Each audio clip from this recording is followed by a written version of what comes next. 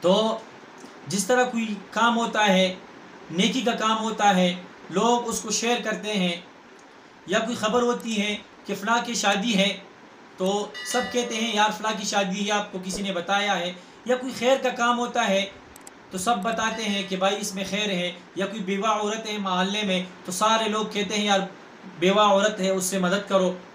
چھوٹا سا میسج جو ہوتا ہے تو وہ پھیل جاتا ہے. اور آج کل تو جس طرح کوئی بیان اچھا لگے تو اس کو شیئر کرتے ہیں اور لوگوں تک پہنچاتے ہیں. تو اسی طرح صحابہ بھی یہ عمل کرتے تھے.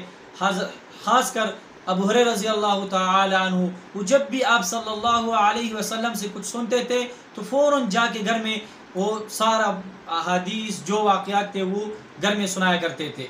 تو اس کی ابو ہریرہ رضی اللہ تعالی عنہ کی ماں جو تھی وہ کافرہ تھی، یعنی مسلمان نہیں ہوئی تھی. اور اس میں دوسری بات یہ ہے کہ ابو ہریرہ رضی اللہ تعالیٰ عنہ کے والد صاحب بھی نہیں تھے، فوت ہوئے تھے. ابو ہریرہ رضی اللہ تعالیٰ عنہ کی شادی بھی نہیں ہوئی تھی. گھر میں یہ دو ہی تھے، یعنی باپ نہیں تھے، بھائی نہیں تھے، صرف ایک بیٹا اور ایک ماں.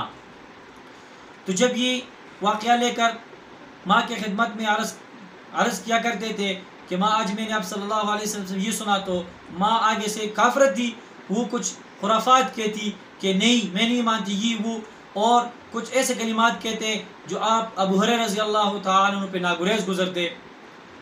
اس طرح ایک دن آپ ابو ہریرہ رضی اللہ تعالیٰ عنہ نے برداشت کیا، دوسرے دن برداشت کیا، اس طرح کرتے کرتے بہت عرصہ دراز تک برداشت کیا. آخر میں ابو ہریرہ رضی اللہ تعالیٰ عنہ سے برداشت نہ ہوا اور اس نے یہ ارادہ کیا کہ آج کے بعد میں اپنی امی سے الگ ہو کر الگ رہوں گا، یا دور جا کے اس امی کے ساتھ نہیں رہوں گا، اس لیے یہ آپ صلی اللہ علیہ وسلم کو ایذائے پہنچاتی ہے اور مجھ پہ یہ گوارا نہیں گزرتی. تو ابو ہریرہ رضی اللہ عنہ کے چہرہ بالکل لال سرخ پریشان، آپ صلی اللہ علیہ وسلم کے محفل میں بیٹھے تو آپ صلی اللہ علیہ وسلم نے پوچھا اے ابو ہریرہ کیوں پریشان ہو، کس چیز نے آپ کو پریشان کیا؟ تو ابو ہریرہ رضی اللہ تعالیٰ عنہ نے پورا واقعہ سنایا اور کہا اے اللہ کے رسول، اے اللہ کے رسول، آج آپ کی خدمت میں عرض کر رہا ہوں، ابو ہریرہ کی ماں کے لیے دعا کیجیے، ہدایت کے لیے دعا کیجیے تاکہ اللہ تعالیٰ انہیں اسلام دے.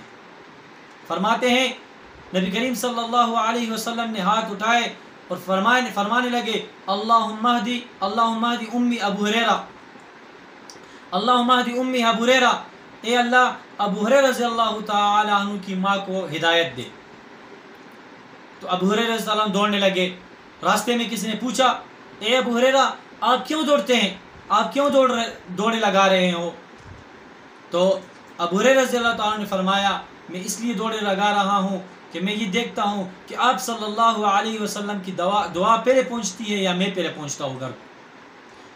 ابو ہریرہ رضی اللہ تعالیٰ فرماتے ہیں جب میں گھر کے دروازے پہ پہنچا تو جب میں نے دستک دی تو اندر سے کھرک کھرک کی آوازیں آ رہی تھی پانی کی، اور میں نے کہا میں ابو ہریرہ ہوں، دروازہ کھول دیجئے. تو اندر سے ایک مٹھاس میں آواز آیا کہ بیٹا میں اب دروازہ کھول رہی ہوں. ابو ہریرہ رضی اللہ عنہ فرماتے ہیں کہ میں نے یہ خیال کیا کہ میرے امی جو ہے وہ اسلام میں داخل ہوئی. جب دروازہ کھولتی ہیں تو یہ ابو ہریرہ رضی اللہ عنہ دیکھتا ہے تو اس کے امی نے تازہ وضو بنایا ہوتا ہے، غسل کیا ہوتا ہے، اور کہتی ہے اے ابو ہریرہ مجھے کلمہ پڑھاؤ. تو یہ ہے صحابہ کی قربانیاں. تو ہمیں صحابہ کی نقش و قدم پہ چلنا ہے، صحابہ کی نقش و قدم کو تھام کے چلنا ہے. آج کے لیے اتنا تھا، پھر انشاءاللہ ملیں گے. السلام علیکم.